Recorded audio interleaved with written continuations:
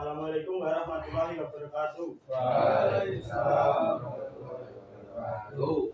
Sugeng sonten para rawuh ingkang kinurmatan, para kanca-kanca sedaya. Tepangaken nami kula Raffi Andreas saking kelas 11 TKP kalih. Kula badhe nyirasake sesorah kanthi irah-irahan gotong royong. Para rawuh ingkang kinurmatan, ayo padha nguri-nguri semangat gotong royong. Gotong royong iku kebudayan luhur bangsa kita. Kanthi gotong royong urip luwih rukun lan tentrem. Yen ana tangga sing butuh tulung, ayo padha nulungi. Yen ana kerja bakti, ayo melu bebarengan. Bab cilik sing tindakake bareng-bareng.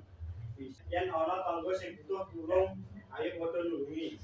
Yen ana kerja bakti, ayo bebarengan. Bab cilik sing ditindakake bareng-bareng bisa nggawe kebersihan kanggo kabeh. Mugi tansah rukun lan peduli marang sesami.